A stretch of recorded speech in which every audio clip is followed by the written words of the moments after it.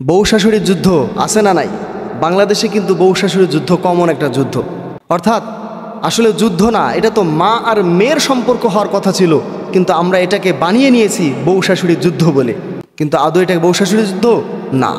একজন বৌমা আর শাশুড়ি কখনো যুদ্ধ প্রতিদ্বন্দ্বী হতে পারে না। তারা সহকর্মী হবে, তারা সহযোদ্ধা হবে, কখনো প্রতিদ্বন্দ্বী হবে না। কিন্তু আমরা এটাকে বানিয়ে নিয়েছি বউ শাশুড়ি যুদ্ধ। এই জন্য আমাদেরকে সেই নলেজ দিয়ে ভাবতে হবে যে এটা আসলে বউ শাশুড়ির যুদ্ধ নয়, এটা মা মেয়ের সম্পর্ক। অর্থাৎ একজন পুত্রবধূ যখন বিবাহিত হওয়ার পরে তার স্বামীর ঘরে যায়, তখন ওই পুত্রবধূর ওই বৌমার আপত্তি থাকে যে আমার শাশুড়িটা ভালো না, আমার শাশুড়িটা সারাদিন খ্যাস করে, সারাদিন আমার কথা শোনায়, আমার একটুও ভালোবাসে না, আমার একটুও রেস্ট করতে দেয় না, সব সময় কাজের মধ্যে রাখে, সব সময় বকাঝকার মধ্যে রাখে। এরকম বউ হিসেবে শাশুড়ির প্রতি তার অভিযোগ থেকে যায়।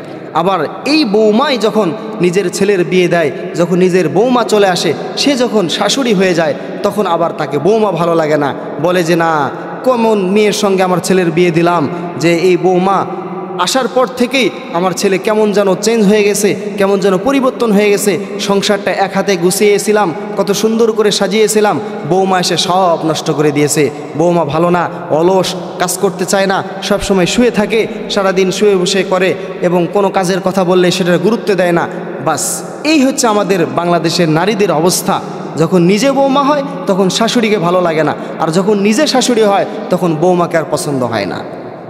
একটা সুন্দর কথা বলে রাখি, মনে রাখবেন, বউ শাশুড়ির যুদ্ধ কখনো লাগবে না যদি একজন মেয়ে, একজন বৌমা, একজন স্ত্রী, সে যদি এইটা মনে করে যে আমি আমার মাকে ছেড়ে আসছি, আমি আমার নিজের বাবাকে ছেড়ে আসছি, আমি আমার নিজের ভাইকে ছেড়ে আসছি, আমি আমার নিজের বোনকে ছেড়ে আসছি, সুতরাং আমি যেখানে আসছি এটাই আমার আসল ঠিকানা, এটাই আমার আসল বাসা, অর্থাৎ আমার স্বামীর বাড়ি। সুতরাং আমি এক মাকে ছেড়ে আসছি, আমি আরেক মাকে পেয়ে গেছি।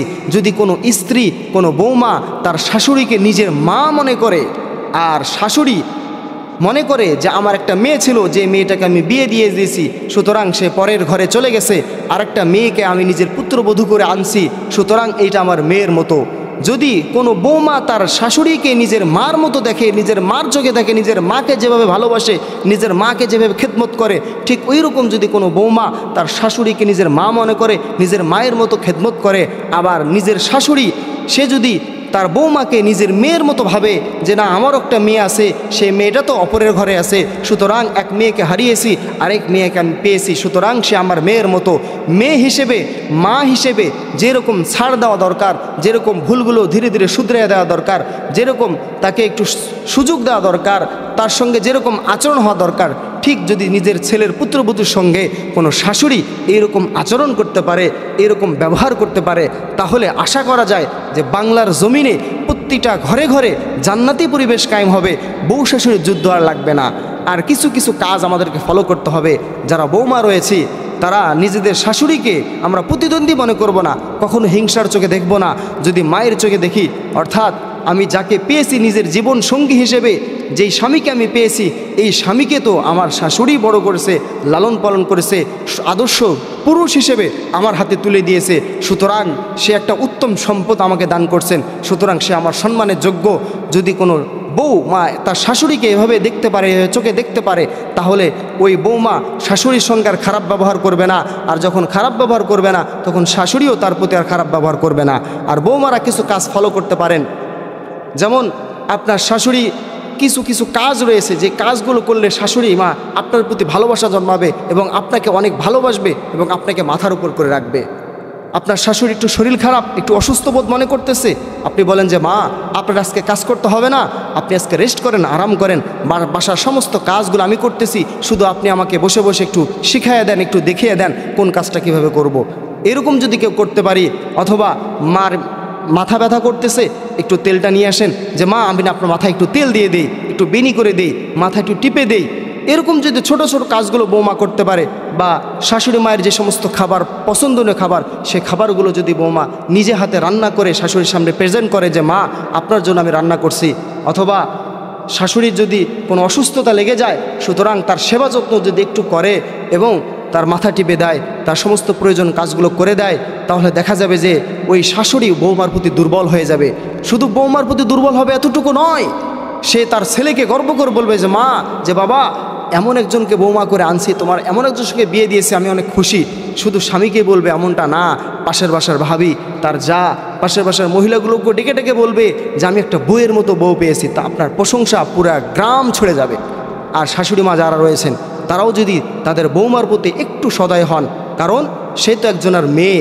সে যখন তার বাপের বাড়ি ছিল তখন সে রান্নাঘরের কাছেও যায় নাই। সে সবার আগে ঘুমাইতে গেছে এবং ঘুম থেকে সবার আগে উঠছে, সবার পরে উঠছে। এই জায়গাটা একটু কেটে দিন, এই জায়গাটা একটু কেটে দিন, স্কিপ করেন। শাশুড়িদেরকে একটু দেখতে হবে যে যেই বৌমাকে আমি বৌমা করে আনছেন, যেই মেয়েকে, সেই মেয়ে তো আরেকজনের মেয়ে।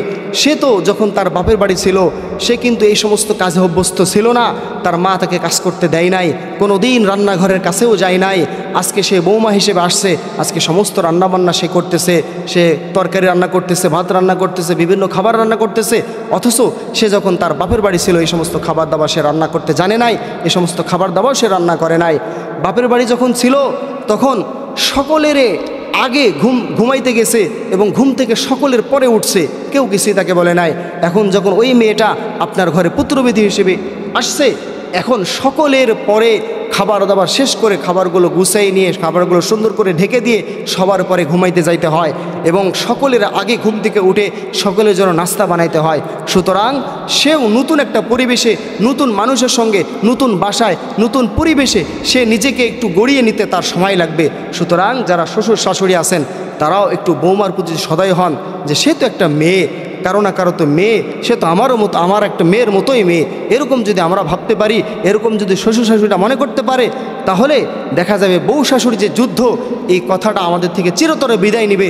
এবং বউ শাশুড়ি যে মা মেয়ে আর বউ শ্বশুর যে বাবা মেয়ে, এই কথাটা যদি আমাদের মধ্যে বদ্ধমূল করতে পারি, এই আমলগুলো চালু করতে পারি, তাহলে বউ শাশুড়ির আর যুদ্ধ হবে না, বউ শ্বশুরেরও যুদ্ধ হবে না এবং সংসার জীবনটা আরও সুন্দর থেকে সুন্দর হবে। যখন বউ শাশুড়ির মধ্যে কোনো ধরনের কোনো ঝামেলা থাকবে না, তখন ওই ঘরের সন্তান, ওই ঘরের যে স্বামী পুরুষ, সেও আত্মতৃপ্তি পাবে, সেও প্রশান্তি পাবে। যখন বাসায় ফিরবে দেখবে বউ শাশুড়ি মিলে সুন্দর সুন্দর গল্প করতেছে, একসঙ্গে হাসি খুশি আছে, তখন তার মনটাও ভরে যাবে। আর যদি বাসায় ফেরার পরে দেখে বউ শাশুড়ি ঝগড়া, বউ শাশুড়ি মনমালিন্য, তাহলে ওই পুরুষটা সারাদিনে ক্লান্তি শেষে বাসায় একটু আরামের খোঁজে ফিরবে, সেও আর শান্তি পাবে না। এই জন্য আমরা বউরা নিজেদের শ্বশুর শাশুড়িদেরকে বাবা মা মনে করব, আর যারা শ্বশুর শাশুড়ি আছে তারা এই বৌমাকে নিজের মেয়ের মতো দেখব। ইনশাআল্লাহ আমাদের মধ্যে আর কোনো ধরনের কোনো সমস্যা থাকবে না।